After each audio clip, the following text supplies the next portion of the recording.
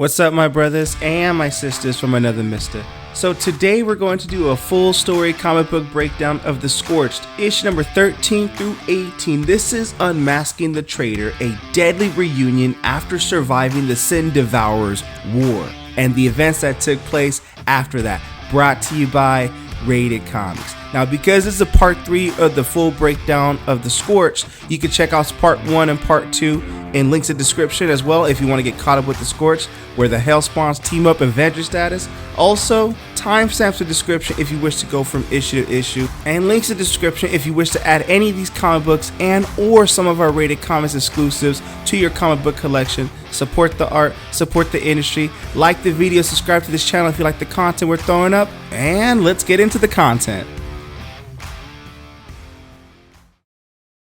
She Spawn, aka Jessica Priest. There will always remain threats out there, threats that at times need special attention, and though she's dedicated her life to destroying those evils, she's also a mother. Having a safer world for her child, that's all that matters. And in her war journal, she has new intel reports on the island off the coast of China that has shown new activities. Monsters fighting, showing off their abilities, hoping they'll be chosen to stay. But word is, they have hidden files too. With the identities of people like her, like those now trapped on Earth, risk assessment is high, and her solution is to bring outside help. And who is that outside help?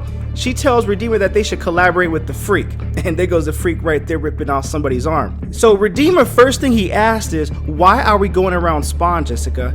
And She Spawn is like, well, there's some things we need to take care of ourselves. So Freak tells him what they're about to do is Spawn wouldn't condone it. There's a rumor in the underworld that Simmons has been messing around here, trying to open portals, chasing down a dead wife while people tell him he's a king. It's making some of these bastards on Earth a bit too bold. They think he's distracted, so they're teaming up together, looking for a new leader of their own. And that is a reference to King Spawn, which we covered all the King Spawns on this channel. And the Freak continues talking about the island and what he's hearing about it. On this island, they're making monsters fight to the death to gain entry.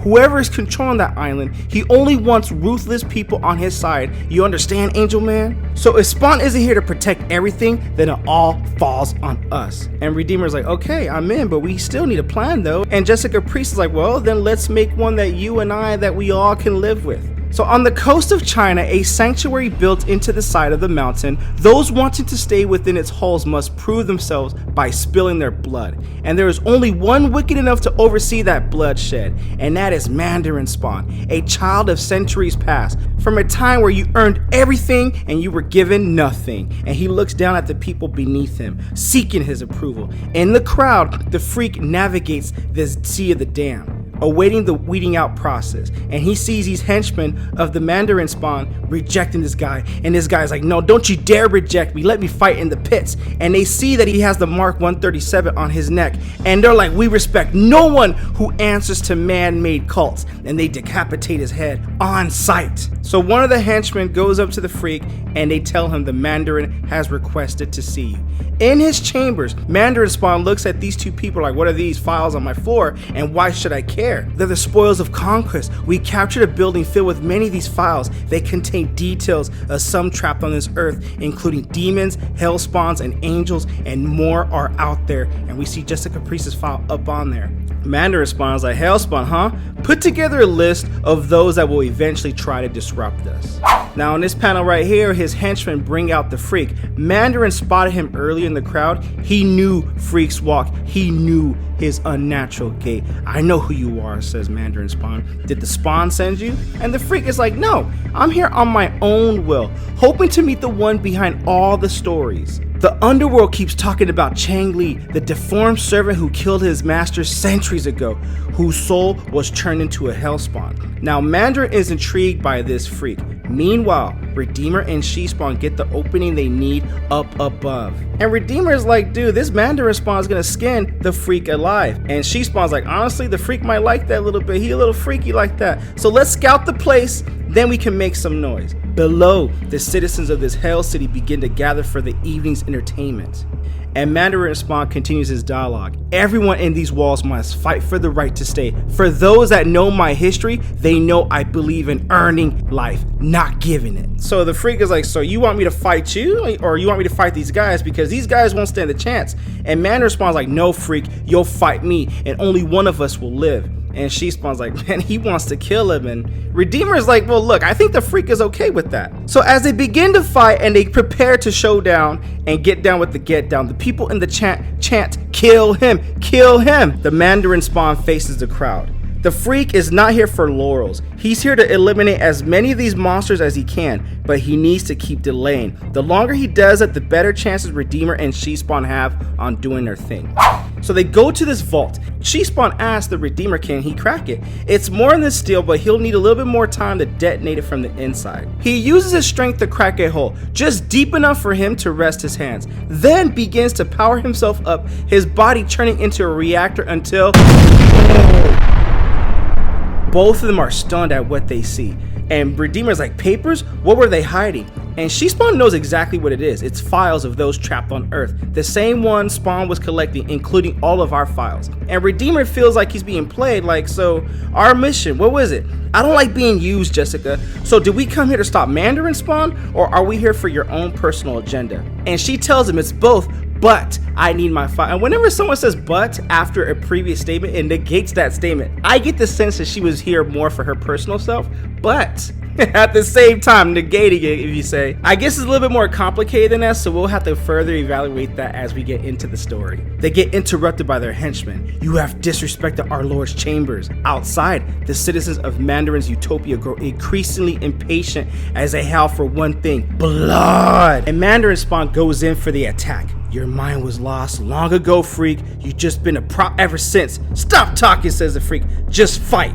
And so they engage. Mandarin catches the Freak with a combination of blows, swinging his blade deep into his Freak's arms. Freak licks his wounds and he likes that, like, do it again. I like pain. And the Mandarin's like, wait, hold on, you that kind of freak? That's too freaky for me. And Freak is like, well, bro, I said do it again. Now in this panel right here, we're just gonna take a minute for you guys to admire the art. If you guys are liking the content so far, you know what to do. Like the video and subscribe to this channel. And also don't forget to check out RatedComics.com if you wish to add this comic book to your comic book collection, and or some really cool Rated Comics exclusives to your comic book collection as well. Now right here it demonstrates that when Jessica Priest was a mere mortal, she definitely has some government training, and right now she's definitely exercising her government training to help her and Redeemer survive this onslaught attack.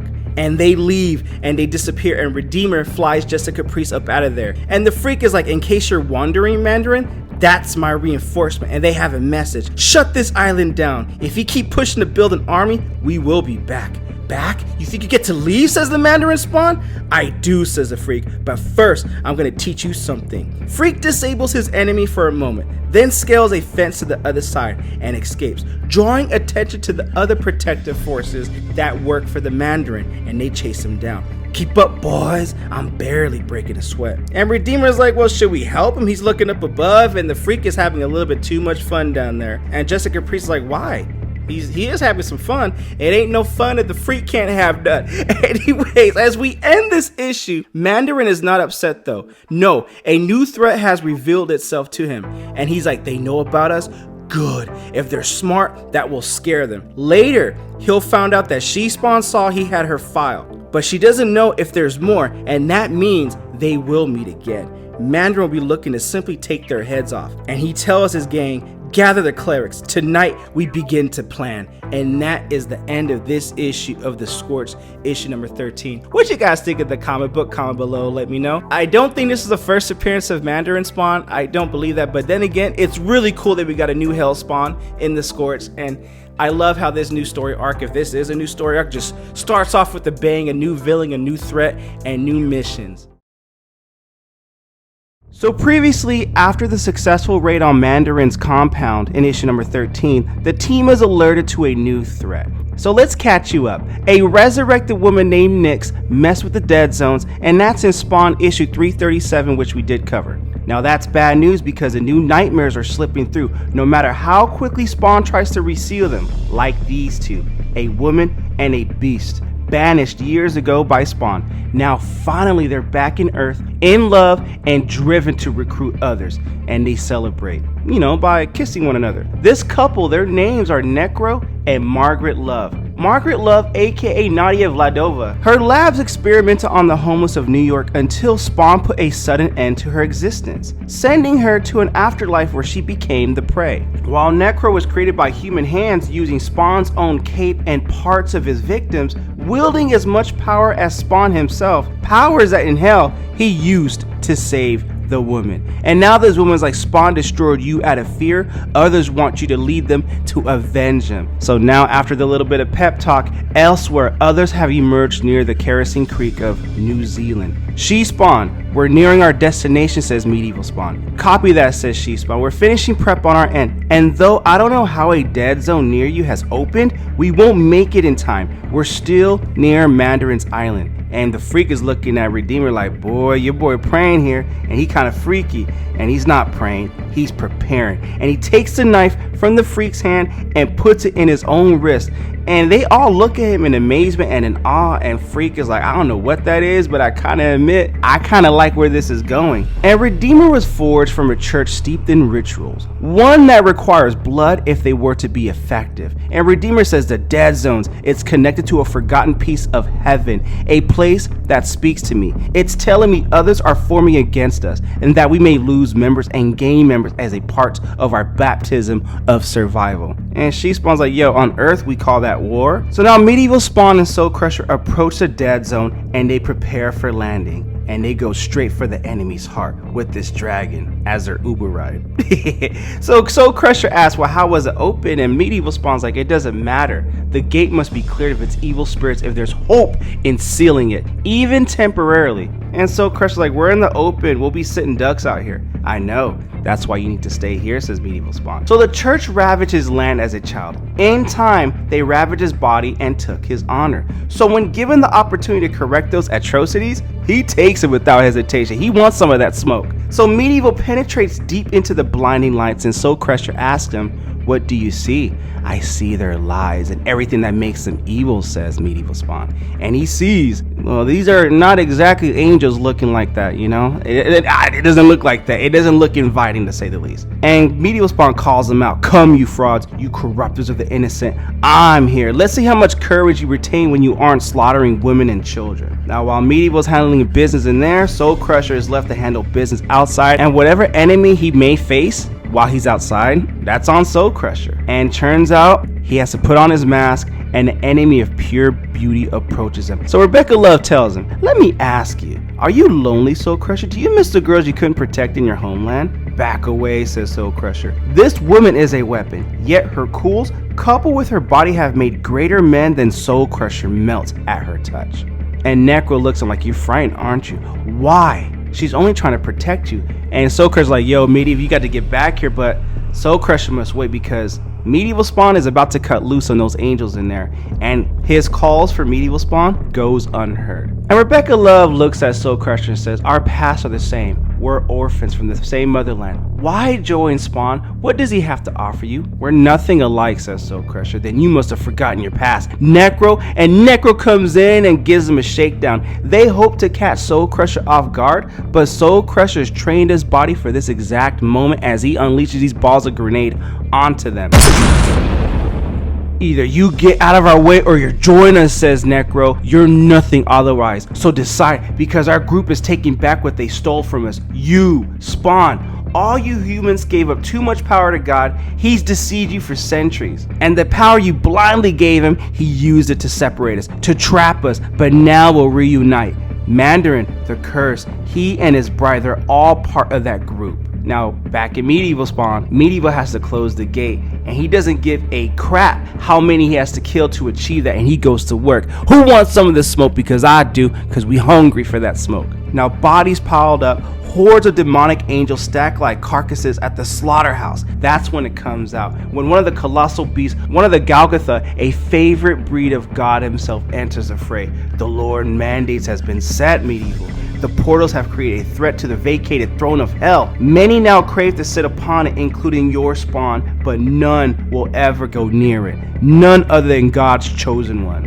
And back at Kerosene Creek, Soul Crusher is taking a beating that is meant for Spawn. He, as a mere human, cannot handle a superhuman beating like that. The other Scorched ran from Randarin, yet not you, my brave one, says Rebecca. Let my kiss of death free your courage. And Soul Crusher fights her off with every last bit of energy and tells her to get off of him. He whistles, calling for much needed help, and though hell may consider itself to be superior, the machines of man's fantasy can be equally cruel and savage, and his dragon comes in for the rescue. It's chaos everywhere, some attempting to leave hell, others trying to gain entrance. So Medieval Spawn wanting none of the trash passed upon Earth to go on in the dead zone, Golgotha wants the opposite, each fighting at the cross purposes, all because of Spawn. As Soul Crusher slaps a homing device on Margaret Love's wrist, more powerful creatures attempt to subdue their enemy, but the portal beneath them begins to gurgle and the earth begins shifting. And with a deafening explosion, Medieval bursts from the dead zone, the mighty Golgotha skewered on his sword and falls to Medieval's sword. Medieval Spawn knows sealing the portal with the blood and guts of one of its most revered warriors will serve as a proper warning to the army of lesser angels, at least for now. Now back between Soul Crusher, Rebecca Love, and Necro, Rebecca Love tells Soul Crusher, warn your team, Crusher, we'll return and our numbers will intensify and we'll fight both you and God together next time. Medieval Spawn's like, we've lost him. And Soul Crusher's like, no, we haven't. I tagged the girl. We can track them whenever we want. We got this. Now, it's a long trip back to the fortress. Promises were made when this team was formed. And war or not, they have to be kept. Otherwise, consequences will be met. And Medieval Spawn asks Gunslinger Spawn, any news? What's the update? Well, I've got news for you guys. You and Scorched can go to hell. I quit. And that's where we end this issue of the Scorched, issue number 14. What you guys think of the comic book? Comment below, let me know. Hey, you know what? The Scorched, I think it's starting to gain some traction and find its own footing here, and I'm absolutely digging the series. Link in description if you wish to add this comic book and or any other comic books to your comic book collection. Support the art, support the industry, and don't forget to check out RatedComics.com for some amazing comic books and Rated Comics exclusives as well. Previously in the Scorched, Necro and Margaret Love have escaped the confines of hell and are seeking allies to bring their war to Earth. So we begin this issue with Mandarin Spawn feeling like he's been played, and this is coming back, this is a callback to Scorched issue number 13 where the Scorched invaded his territory and made him feel inconsequential, ruining his ego, and he slashes everyone's heads off. And he talks about, you know what, I know my place in the world. You do not become one with hell itself, so you might stand in line to kneel, now whose head leaves their shoulders next? And these heathens gather for their right to fight their way into a circle, but they back away. They fear Mandarin Spawn, but could there also be something else to fear? And that's when Necro and Margaret Love come in, and they know the answer. There is always something greater to fear. So Necro asks Mandarin Spawn, we have come to let you join us, and this is like just another blow to Mandarin Spawn's ego. So he goes and attacks Necro like, no one comes at me like that. No one tells me I should join them. You should be the one asking to join me. Don't let that stuff in Scorched issue number 13 play you like that. He feels disrespected. The disrespect he feels. The dynasty that saw him as a freak. He became a hellspawn only to have vagrants invade his home. And so he goes in and attacks, and Necro's like, boy, you don't know who you messing with. Blast him back, so they give him another chance. But like you, says Margaret Love, we like to kill Spawn. We like respect. We like the world we deserve. We like revenge, says Necro. And Mandarin Spawn's like others, you think you know what buttons to press? But go on, tell me more. Margaret Love and Necro, they planned, waited for one of the dead zones to open up, and they escaped, all to bring forth an army just like Mandarin had already started. So Margaret Love tells Mandarin we're on the same mindset, and this time we're on the winning side, we just need one more. And they tell Mandarin who the last member they need to finish their army. And Mandarin's like, okay, show us and we will free him, but betray me and no monster you summon will protect you from my fury. Okay, we'll see about that. So meanwhile at the Black Fortress, the Scorched are falling apart, and Gunslinger Spawn is pissed because he was here based on the promise promise that She-Spawn promised him to get him back into time, and she knows that Spawn can deliver, but he feels She-Spawn hasn't kept that promise. And Medieval Spawn's like, hey, calm down, let's take it easy. And he puts his hand on the shoulder, and Gunslinger Spawn's like, you best remove your hand, boy. So Gunslinger is lost in time. The Scorched are all lost. Orphans thrown together through a need to save those they love. And Sergi shoots Gunslinger Spawn like, arrogant bastard, only thinking about yourself. And Gunslinger Spawn looks at him like, my advice, kid, get out while you still can. If neither of you can deliver my message, I'll do it myself. Now, remember, Soul Crusher Sergi has always been an outsider here. He went from, trying to rid the world of spawns, like Hell Spawn's right here, but yet he's fighting by their side. And sometimes the greater good gets tedious, so he just backs out like, you know what, I ain't trying to fight here, you do what you have to do. So Medieval Spawn tells Gunslinger, you leave us, Gunslinger Spawn, and you are not a free man, you are a traitor. This you must understand. And Gunslinger Spawn does understand Medieval. And Medieval Spawn has a code, but Gunslinger Spawn does not. And lucky for him, Medieval never hits first, but until now, this is even enraging Medieval Spawn. So he claps back at Gunslinger Spawn, and Sergi just throws back a cocktail or something like that, thinking, you know what, I'm gonna enjoy this. So while they're in turmoil and fighting, Gunslinger Spawn is looking for She-Spawn, and speak of the devil, and she may come. She-Spawn tells Gunslinger Spawn Mandarin Spawn is building an army. Coming home to end fighting isn't useful, and Gunslinger Spawn gets him like, you can't keep a promise. And she tells him, my promise still stands. And the Redeemer's like, cease the fighting, you have no idea what's at stake, only I do, everyone stays. And Gunslinger's like, huh, you and Reaper got some kind of bond or something? I was curious about that. So he goes into his flashback. And it was a momentary flashback. I went to see him earlier. Ever since we saved him from those fucked up angels experimenting on him, he just been praying on the mountain,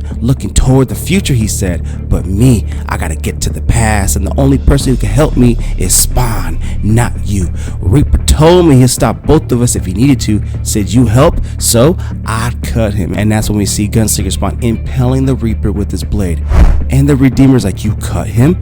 Little blood never hurt nobody. There's no future without the Reaper, says Redeemer Spawn. Ain't no future without our past, says Gunslinger. And the Redeemer's like, oh, past, huh? Let me see if I can send you back. And this blast that Redeemer does to Gunslinger Spawn, She-Spawn wants him to stop, but this blast is intended to kill, and yet one person in the room sits unbothered. A mere human. Soul Crusher watches amused despite working with them. The camaraderie that's brought him, he's dreamt of these monsters blowing each other's face off the earth his whole life. He's been thinking about it ever since Margaret Love kissed him.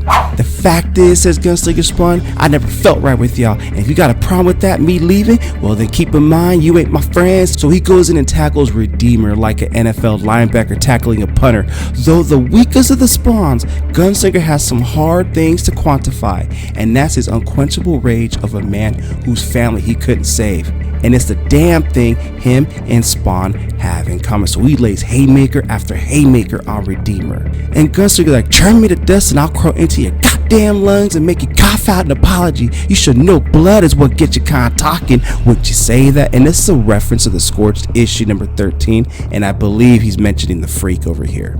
So Reaper comes in with blood still dripping from his neck, and he tells him, let him go. I saw a vision in the blood. The winds are blowing from Greenworld. They are gathering. Spawn is distracted. The Scorch will have to hold Earth without Gunslinger and without Soul Crusher and without me. So they ask him, what do you mean? And the Reaper tells him, the new Bible starts with Exodus, the end times wiping Earth clean, and then from that a new Genesis if we don't stop it. And Gunslinger's like, well, good luck, cause y'all ain't doing it without me. Good luck, bruh. And Reaper's like, well, Gunslinger has his own path, and so do I, and Soul Crusher. Come on, Sergi, let's go, says Reaper. And She-Spawn's like, well, what about us? And go back to the beginning, says Reaper. Go back to when this all started. That's the clue he gave. And it's back in the islands of Mandarin hordes, following the commands of their god and his associates, Necro and Margaret Love. And so the hordes crashed their battering ram against the mountain face over and over again. And with each broken stone, they get closer to a number their forces need. Exodus is coming. 4 horsemen, Locust, Behemoth, and Leviathan, and a beast even the Bible forgot. So Necro's like, there's a portal to the last piece, the 4th horseman. It's open. And Mandarin Spawn's like, you said the Bible forgot this one? I thought the word of God knew all. Love giggles because she knows the beast these 3 are seeking goes by one name, Urizen.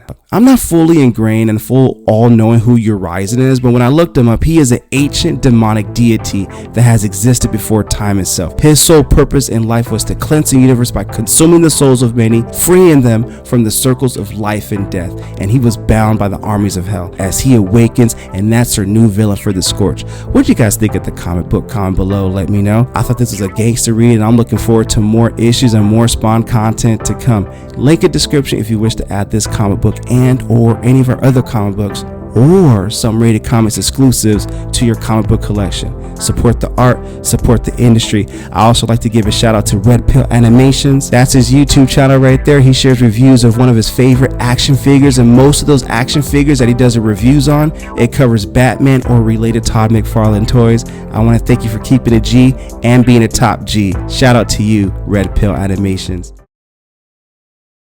So previously on the Scorched, Necro, Margaret Love, and Mandarin Spawn have solidified their pact and are on the hunt for their 4th member. Necro, Love, and Mandarin had cautiously made their approach to him, but when Urizen finally decided to acknowledge their presence, he only had one for them, and they're late. And Margaret Love is like, late for what? We're here because we come to make you an offer. Hell will soon open its gates, and do not insult me, says Urizen. You were prisoners. You know nothing of hell. And she takes a step back and she's like, look, man, we mean no disrespect. If you will allow us to leave me, head to the ice fields, gather the disease there, then return to me. Urizen's making orders, and Necro's like, yo, man, we didn't come to take no damn orders. And he flexed a little bit of power there. And Urizen's like, if you ever want to call yourselves the 4 horsemen, then listen to me. And Mandarin responds like, he grows angry. Slaves, prepare yourselves. Ha ha ha, says Urizen. You've all been gone far too long to understand the new laws that dictate the rules of how hell now functions. Yet, don't you know your place or who lords over you? And Margaret Love is like, and who might that be? That answer, for now, will have to wait, says Urizen. And by showing him their unwavering determination, their efforts accomplish nothing. So Mandarin Spawn orders their attack, and he sends his slaves to attack Urizen, and they all fall one by one, and they get annihilated. He's wiping the floor with them. And at the very least, Mandarin Spawn is hoping to impress Urizen, and it doesn't impress him at all.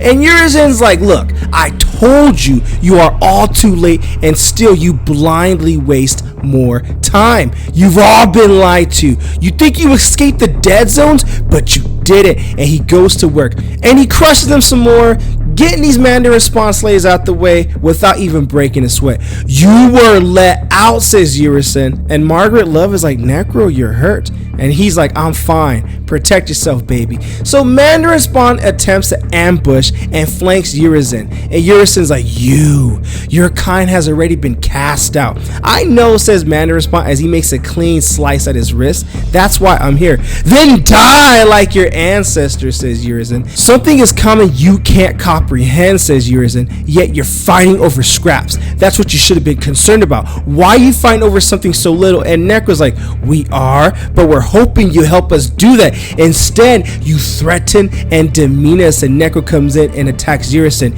You don't know your place. Listen to me, says Urizen. Urizen gets pissed. Our offer still stands. Help us nail that traitor Spawn to a cross and finally bring Al Simmons to his knees. And Urizen's like, okay, well, what about the rest of it? What are you talking about, the rest? The rest of what, says Margaret Love? Of what's still coming, says Urizen. Simmons is a spark, but used right, he can ignite a fire that will engulf everything, every star and planet that still exists. The entire cosmos, forget Earth. Heaven and hell won't stand a chance. Why, says Necro? Because of Gaia, says Urizen. She fears what Spawn is capable of, what he might become. And if he unlocks that potential, he'll begin to wield unimaginable power, opening portals to other netherworlds. So what are you saying, said Margaret Love? Everything is made of star, of ash, of space. The dead zones are black holes. And fortunately, Urizen isn't alone in what he's saying, because Reaper is saying the same thing, that Gaia has destroyed this earth before. It was her way of wiping the slate clean when humanity became the obsessive object of God and Satan's lust. So Medieval Spawn's like, well, is it because they wanted our souls, so she destroyed everything? Oh yeah, says Reaper. So her children are God and the devil, says She Spawn. They've gone by 100 different names, and like children, they've been fighting over Earth since they were born, wanting to control the souls that lived on it, says Reaper.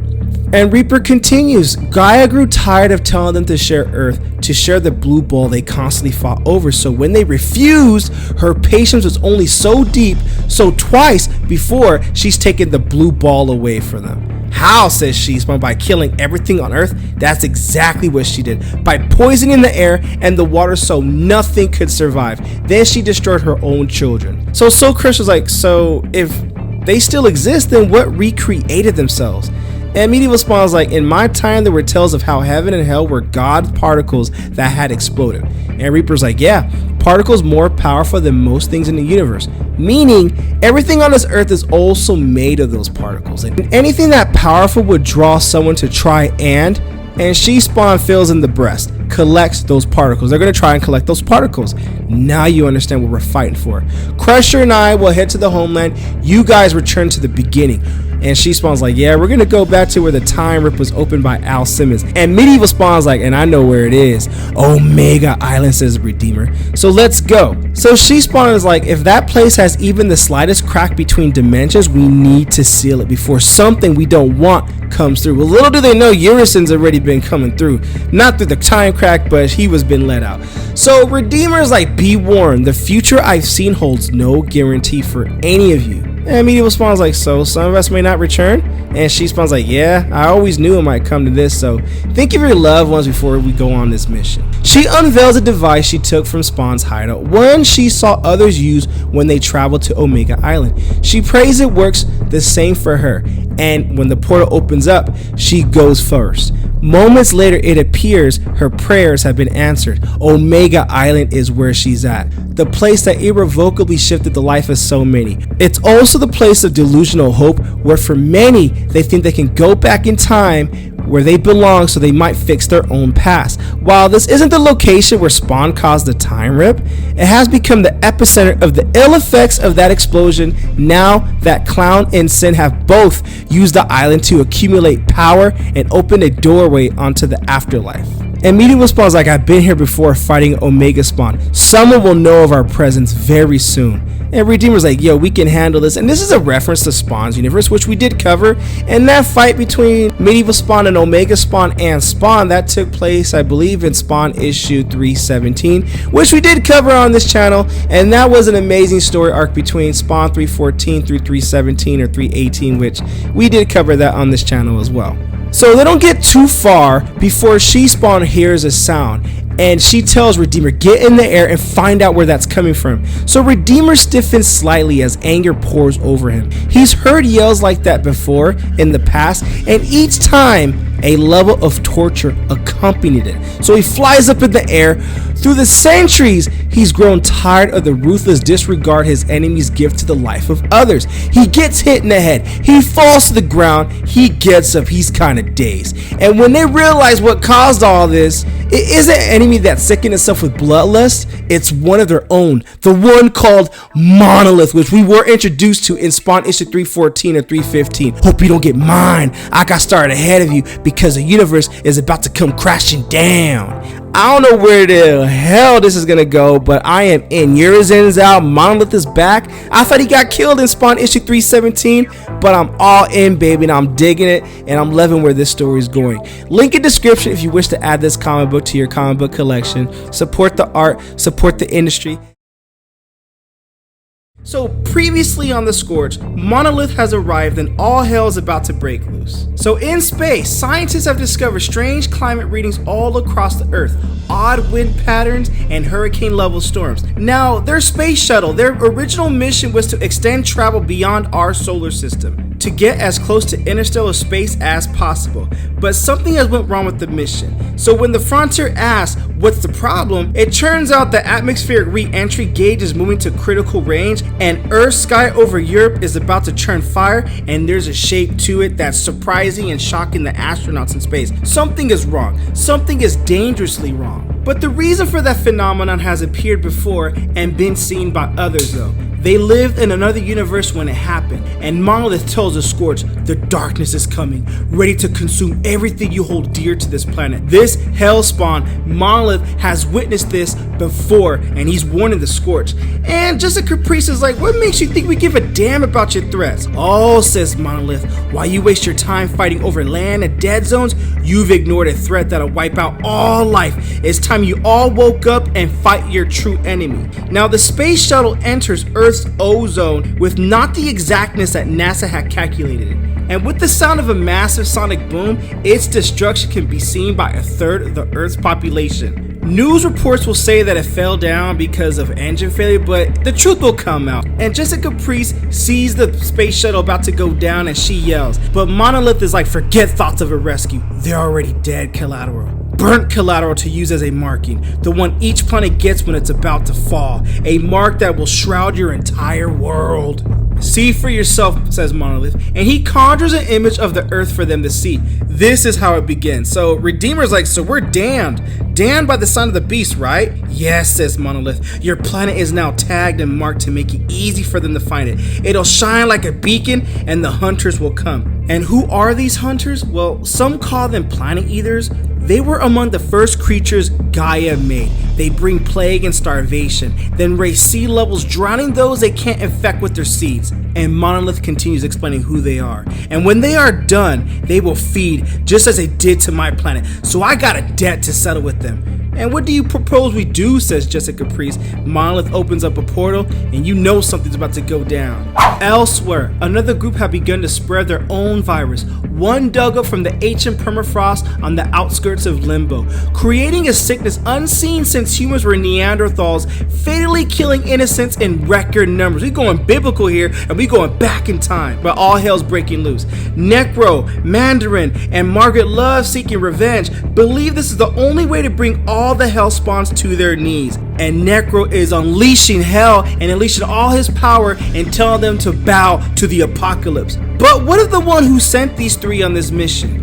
Where is he? And that person we're talking about is Urizen. And Urizen approaches his makeshift altar, and he tells that altar, it's begun. Does this now make you happy, Sin? Referring to his makeshift altar. Because if you're not the god you have portended, you will answer to me. Now Mandarin Spawn and Margaret Love are in Russia, and Mandarin Spawn tells her, I don't like taking orders, even from Urizen. It's only for now, says Margaret Love. And Mandarin's like, man, this is taking too damn long. Why not just murder these people? We can't. We want to control them, not kill them, says Margaret. By making the world sick, we shut it down. Make the people scared. That way they're ready to be corralled. God wanted the weak and the sick to inherit the earth.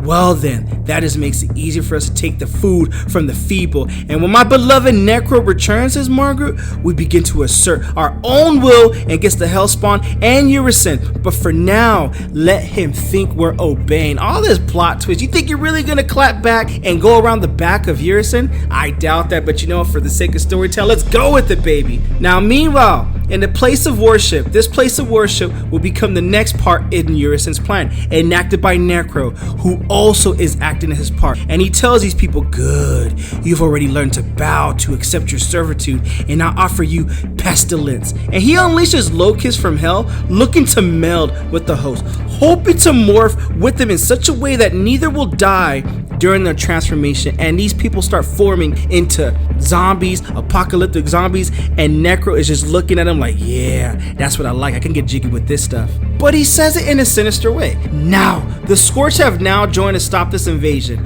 one brought about by the children of Gaia. And Monolith is like, yeah, I'm ready for this action, boss. I want that smoke. Kill everything you see, regardless of what it is. They're all tainted. Don't let them fool you. Don't let them trick you. Necro had been told by Urizen to expect the Hellspawn's presence and to prepare himself. And he's she's done exactly that. Rise, my warrior, says Necro, and use your new forms. And Jessica Priest like, attack the west, then flank the north and the south. No, says Monolith, this isn't a battlefield, because the world Monolith comes from is brutal. He only sees the former men in front of him as a wall. It's a slaughterhouse, says Monolith, and this is a wall standing between him and Necro and the threat about to rain down upon all of them. And he won't back away from any of it. Momentarily caught off guard by Monolith's savagery, the Scorched now see the magnitude of what he was talking about. Medieval thinks that if Spawn is unable to return him to home, then maybe this brute, maybe this Monolith might be more capable. But Jessica Priest knows that this is just the tip of the iceberg. This is a distraction. And everything that's happening is simply a diversion. Bigger forces have yet to appear. And Medieval Spawn's like, I sense the same thing you are, Jessica Priest. Go. She fights today because returning to a life that might include her own daughter is what drives her to fight. To have any hope of doing that, she'll need to wipe clean the main threat. And that threat isn't a mob of infected zombies, but she still rushes forward with the confidence few of us will ever understand, and what may seem to be impulsive decisions is actually her fearlessness, a trait so natural to her she can't remember a day she didn't have it, because it's been there since the day she came from her mother's womb. And since becoming a mother, that trait has only become more hyper-focused. And as this light of beam ascends from above, as she arrives, she witnesses to them calling forth the greatest monster she Spawn has yet to encounter, Urison, and he's coming for that smoke. And my gosh, I hope the Scorched are ready for it. And that is the end of this issue of the Scorched, issue number 17. What you guys think of the comic book? Comment below, let me know. Also, if you'd like to add this comic book to your comic book collection or some of our Rated Comics exclusives, link in description. And don't forget to check out RatedComics.com to add some really cool rated comic covers and exclusives to your comic book collection. Support the art, support the industry. So let's recap. Earth had been marked by the planet eaters, the 4 horsemen bringing a sickness to our world, and she Spawn, well, she's desperately fighting a virus that was buried under frozen permafrost, which has now taken on a hostile form, a virus with no cure, killing thousands of people.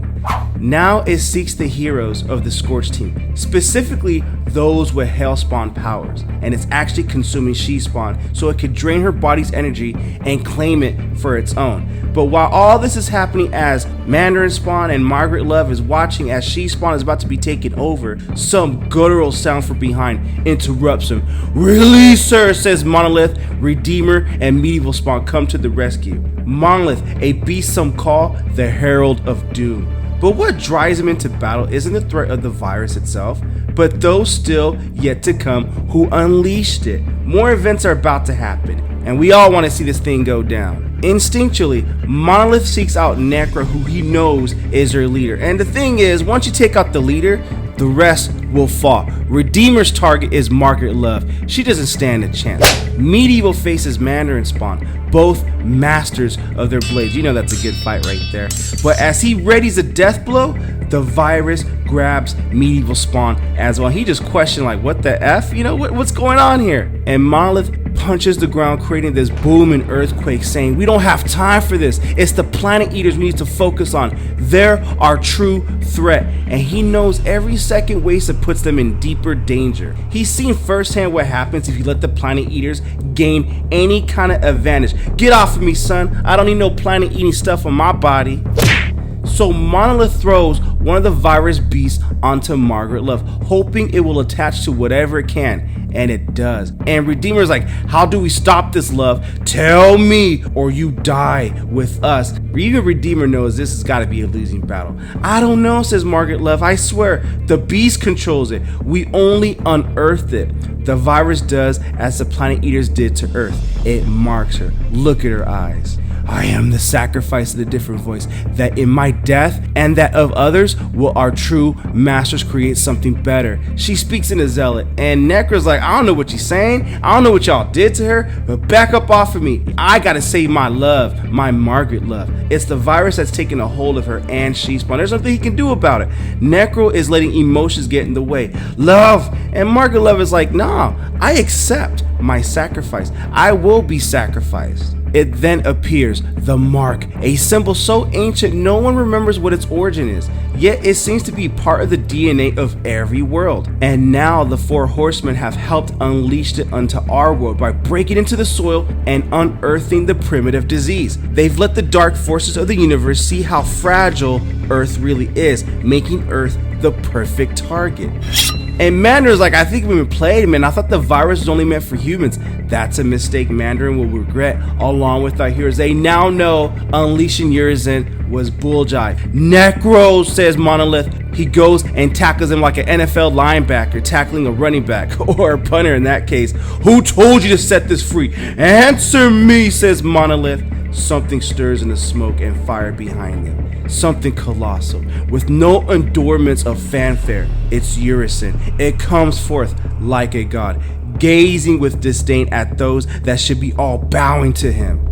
He appears in the past, and they recognize him, or at least Medieval Spawn does. But that was a long time ago when the groundwork was laid, when he passed away, or when he was ended with, or whatever. He was just dealt with back then. And I wish there was an editorial note for what Spawn issue that was, but more on that later. I did do a video on Urizen. I could put the card at the end of the video. And Redeemer's like, yo, we gotta run, bro. And those who know of his past are wise enough. If they are to survive, they are not to engage with this giant. And Monolith is like, nah, bruh, I seek a truce. So Monolith does know Urizen, and the giant understands if Monolith is here, something even greater is happening. So Urizen utters two words that none would believe to be said. Yes, truce. No, says Necro, not after all the work we've done. Urizen does not tolerate defiance from his slaves and blasts them away with that energy Necro beam, and that puts some damage on Necro, but lucky for him being a hell spawn or a replica of a spawn, that's what saves his ass from being demised. Medieval Spawn's like, I don't understand, really? Monolith? And Monolith is like, yeah, really, we need an alliance, both of us. Urizen and I have met before, and we both know if we're here at the same time, we don't have time to fight each other because the Planet Eaters are coming. We don't stop them, nothing else matters. And Urizen's like, I would begin to prepare for them. Monolith, wait for my orders. So Monolith does agree, but that's a lie. None of them have time to sit and wait. Urizen leaves unaware of this deceit.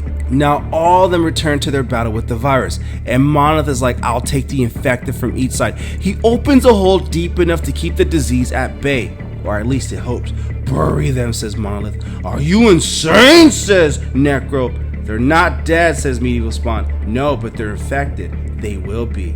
So Monolith explains that he's seen these markings before. Something sinister has awoken and it kills those you care for. The virus and the markings together, that's annihilation. Your friends are gone. We need to bury the virus back into the permafrost and move on. So they put Margaret Love and She Spawn in the hole.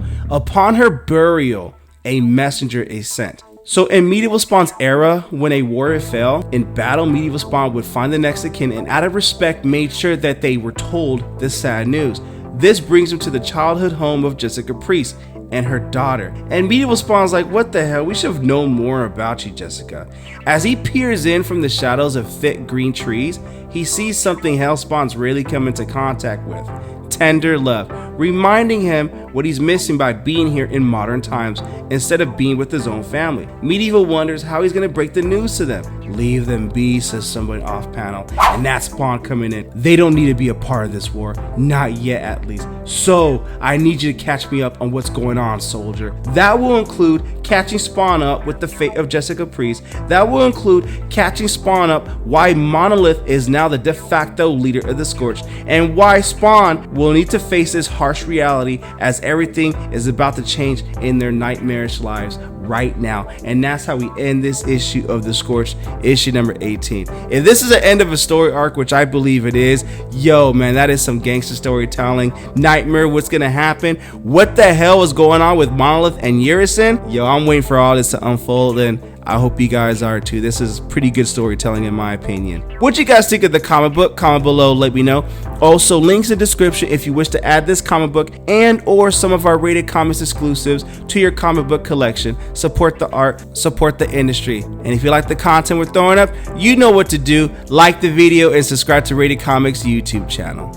Thank you again for watching. Until next time.